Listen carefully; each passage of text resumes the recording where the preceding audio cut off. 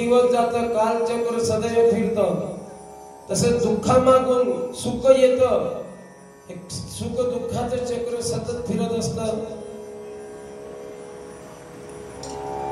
आणि ते फिरत असताना आपलं चक्र सुद्धा तेच आहे. पुनरपि जन्म पुनरपि मरण, जननं जठरी जननं शयन. आपलंही चक्र चालूच आहे, नाही का?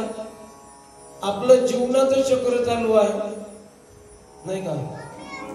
टाइमाचं चक्र चालू आहे. घड्याळचा काटा बाराहून निघतो, पुन्हा बारावर येतो, बाराहून निघतो, पुन्हा बारावर येतो. हे चक्र चालूच आहे. आणि हे चक्र फिरत असताना वेळ निघून जातो, वेळ निघून जातो. तो वेळ जर निघून गेला, त्या वेळेचा जर सदुपयोग नाही केला, तर जीवनामध्ये काय कमावलं? तथा किम तथा किम तथा किम. काय केलं? जीवनाचा तमाशा. जन्माले आलो कसं? जन्माला कसं आलो आपण?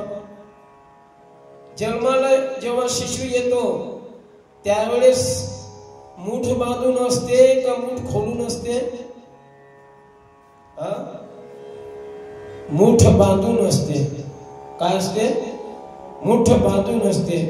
मग जेव्हा मूठ बांधलेली असते म्हणजे याचा अर्थ काय? काहीतरी आपण तिथून घेऊन काहीतरी आलो ना, काहीतरी तिथून घेऊन आलो. त्याकरता मूठ बांधून असते. फुकट मूठ बांधते का माणूस? दोन वेळेस मूठ बांधते मनुष्य.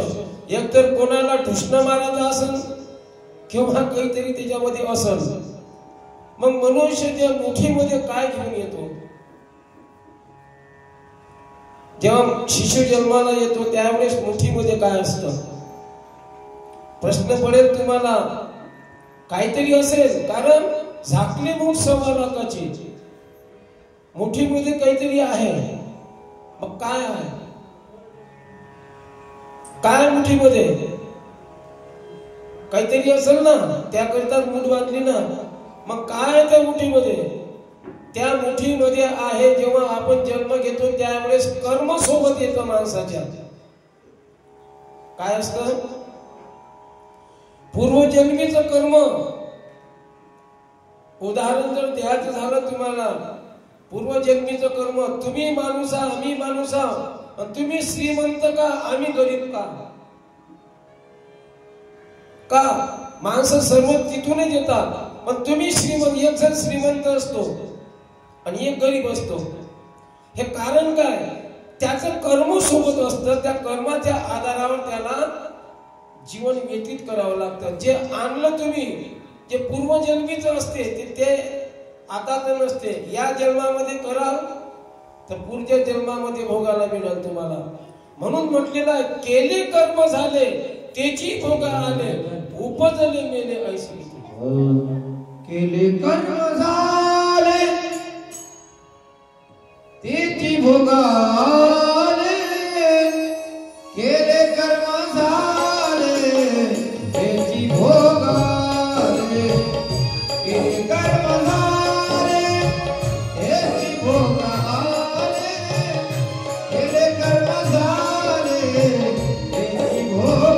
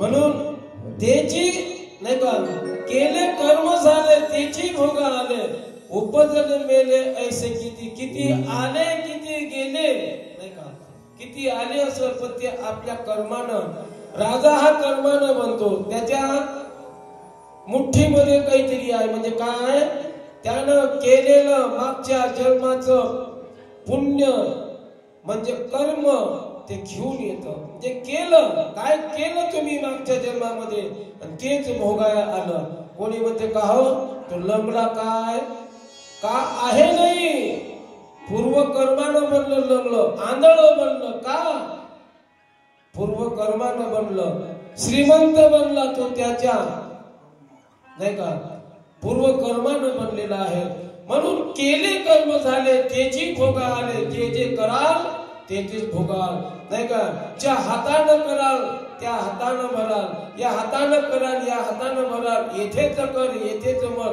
भोगशील जन्मभर नाही का जगशील किती वर नाही का ते इथेच करावं लागतं आणि इथेच भरावं लागतं या देहाला इथं नरक आहे आत्म्याला तिथं नरक आहे लोक म्हणतात ना त्याला जीवाला नरक तिथं आहे या देहाला नरक इथं आहे तर जे कराल तुम्ही ते भोगायला येईल तुम्हाला म्हणून चांगलं करा चांगलं कर्म करा चांगलं जीवन व्यतीत होईल तुमचं समोरचा देह त्याला चांगला मिळेल नाही का म्हणून केले कर्म झाले त्याची भोगा आले उपजले मेले असे किती मेले नाही का जो येतो तो प्रवासी म्हणून येतो राहू द्या ना कहू काय झालं असू द्या ना जाऊ द्या बंद पडलं त्याची मर्जी आहे तर असं आहे तुम्ही आम्ही येतो नाही का देव येतो त्याला बोलावं लागतं नाही का संत येतात आपल्या मर्जीनं येतात संतांना बोलवायचं काम आहे का संतांना बोलवायचं काम नाही देवाला बोलावं लागतो पण संतांना बोलवायचं काम नाही आणि माणसाला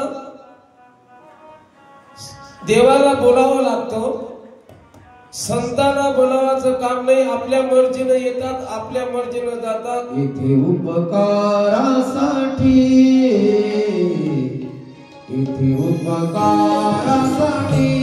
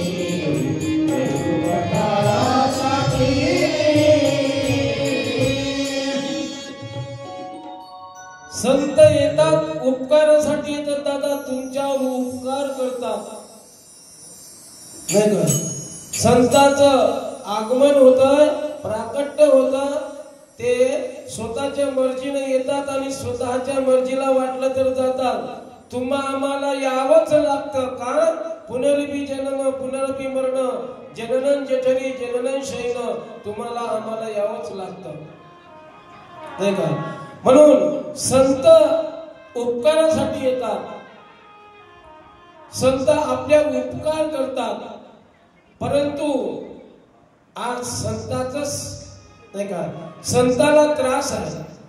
माऊलीचा जेव्हा प्राकट्य झालं होतं, माऊलीला किती त्रास झाला. तुकाराम महाराजांचं प्राकट्य झालं, तुकाराम महाराजांना किती त्रास झाला. नवे नवे गजानन महाराजांना किती त्रास झाला. उसानं झोडलं नाही का, किती त्रास. ते संत तुमच्याकरिता येतात कशासाठी, तुमचा जड जीव उद्धारण्यासाठी. हा जड मध्ये बनलेला हा जीव आहे, या जड जीवाचा उद्धार करण्यासाठी जड जीवा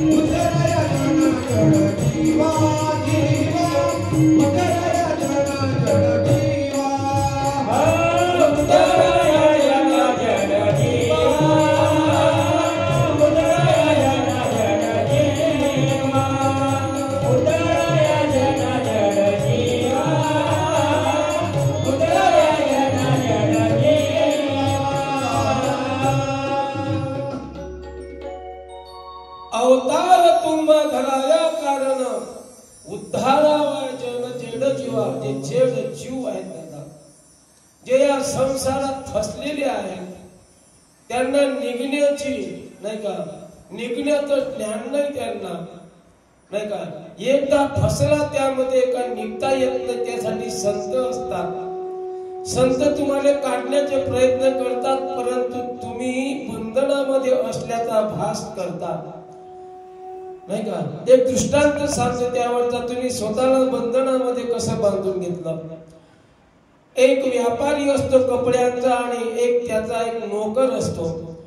त्या व्यापाऱ्याकडे 10 गाढव असतात. त्या 10 गाढवावर कापडांचे नाही का, कापडांचे बक्षे ठेवून ते या बाजारातून त्या बाजारात, या गावातून त्या गावात जेव्हा जातात दादा, ते एका गावामध्ये गेले, त्यांनी माल उतरवला, सर्व झालं कपड्यांचा आणि कपडे विकायला सुरुवात केली आणि बाजार ओसरत गेला. बाजार ओसरला आणि त्यांनी कपडे भरले पुन्हा आणि पुन्हा गाढवावर ठेवले. दुसऱ्या गावाला जायचं होतं, निघाले. निघाल्यानंतर दुसऱ्या गावाला गेले आणि तिथं उतरले. उतरल्यानंतर त्यांच्यावरचं गाढवांचं जे ओझ होतं ते ओझ काढलं त्यांनी 10 गाढवावरचं आणि त्याला बांधण्याची, त्याला घोळपाक्का काय म्हणतात, दोरी, ते त्याच बाजारामध्ये विसरून गेले, राहिले तिथंच. आता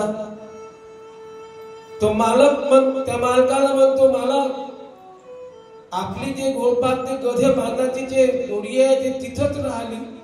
आता कसं, गाढव राहतील का एका ठिकाणी, ते नाही राहणार, गाढवाची जात आहे.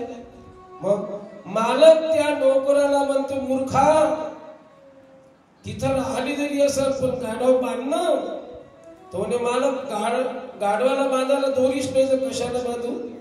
अरे म्हणे, त्याचा एक एक पकडत जाय कान, इकडे आण, तिथं असं एवढूस नाही का, असं घेतल्यासारखं कर आणि त्याला ठोक. असं ठोकल्यानंतर त्याचा कान पकड, त्याला बांध. असे करत करत 10 गाढवाला बांध म्हणे तू. गाढवाला भाऊ त्यानं तसंच केलं, आणला, असं असं केलं, कान धरून आणला, त्याचा बांधलं, त्याने पायाने भिडलं. दुसरं गाढव असं करता करता 10 गाढवाला बांधलं. बस ये म्हणे, आता कर. झोप म्हणे तू इकडं. रात्रभर झोपले भाऊ, पण गाढव तिथून हल्लही नाही जाग्यावर. मग सकाळी उठले, चहा पाणी झाला, चालाले, आता चला उचला, आता आपल्याला उचलून जायचं आहे. त्यांनी भरलं, त्यांच्या गाढवांच्या पाठीवर ठेवलं आणि तो नोकर त्या गाढवाला हाकलायला लागला. आणि ते गाढव हाकलल्या, किती हाकललं तरी तिथून हटेच नाही. किती हाकललं तरी हटे नाही. किती दादानं मारलं पण नाही हटे. तो मालक मध्ये, मूर्खा, गाढव बांधलेली आहेत ना, कसं चालणार आहे, कसे येणार आहेत ते. तो म्हणे बांधलेले कुठे आहे? अरे तो म्हणे जसा तू हाव भाव केला, बांधून ठेवले, त्याला सोडणं म्हणे. तो म्हणे बांधलेच नाही तर कसं सोडू? अरे जसं केलं रात्री तसंच कर म्हणे. मग तो एक एक येत होता, पायाने त्याच्या हात लावत होता, असं असं सोडल्यासारखं करत होता. 10 गाढवाला जेव्हा केलं त्यानं तसं, मग हाकलाने गेला तर मग लागली एका मागे एक. हा त्याला दृष्टांत, या मागचा सिद्धांत असा आहे, आपण गाढवासारखं स्वतःला समजून घेतलं बंधनामध्ये. गाढव बंधनामध्ये होते का? गाढवाला बांधून ठेवलं होतं का? मग तसं आपल्याला वाटतं का बा आपण बंधनामध्ये आहोत आणि आम्हाला सोडवाले कोणीच नाही. पण संत आहेत सोडण्यासाठी, येतात संत.